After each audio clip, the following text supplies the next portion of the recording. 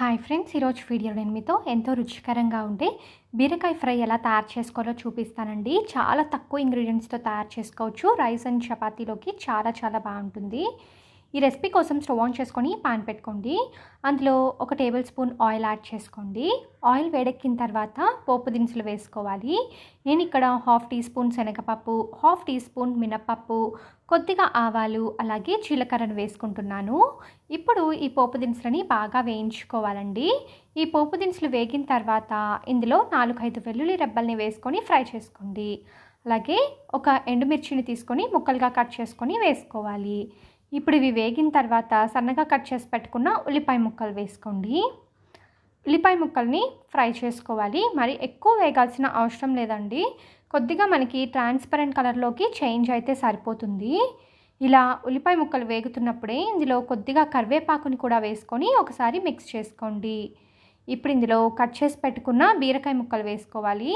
నేనైతే బీరకాయకి పైన ఉన్న తొక్కు తీసేసి ఇలా చిన్న ముక్కలుగా కట్ చేసుకున్నాను. ఈ బీరకాయ ఫ్రైలో మనం ఎటువంటి వాటర్ వేయాల్సిన అవసరం లేదండి. బీరకాయ ముక్కల్లో నుంచి వాటర్ బయటికి వస్తుంది కదా, ఆ వాటర్లోనే ఈ బీరకాయ ముక్కలు పర్ఫెక్ట్గా కుక్ అవుతాయి. ఇప్పుడు ఇలా బీరకాయ ముక్కలన్నిటినీ కూడా ఒకసారి బాగా మిక్స్ చేసుకొని ఒక 4-5 నిమిషాల పాటు మంటని లో ఫ్లేమ్లో పెట్టుకొని కుక్ చేసుకోండి. చూడండి, బీరకాయలో నుంచి వాటర్ వస్తూ ఉన్నాయి కదా, ఇలా వస్తున్నప్పుడే ఇందులో రుచికి సరిపడినంత ఉప్పు, అలాగే 1/2 టీ స్పూన్ పసుపుని వేసుకొని మరొకసారి మిక్స్ చేసుకొని మరొక 3-4 నిమిషాల పాటు మంటని మీడియం ఫ్లేమ్లో పెట్టుకొని మధ్యలో కలుపుతుంటూ కుక్ చేసుకోవాలి.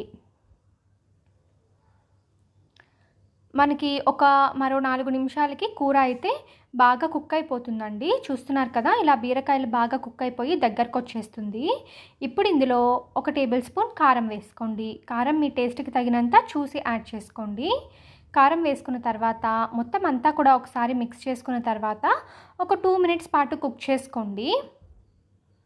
ఇలా కుక్ చేసుకోవడం వల్ల పచ్చివాసన ఏమీ రాకుండా టేస్ట్ బాగుంటుంది. ఇలా మొత్తం అంతా బాగా కుక్ చేసుకున్న తర్వాత ఫైనల్గా ఇందులో సన్నగా కట్ చేసి పెట్టుకున్న కొత్తిమీరను వేసుకొని ఒకసారి బాగా మిక్స్ చేసుకొని సర్వ్ చేసుకుంటే ఎంతో టేస్టీగా ఉండే బీరకాయ ఫ్రై అయితే రెడీ అయిపోతుందండి. తప్పకుండా మీరు కూడా ట్రై చేయండి.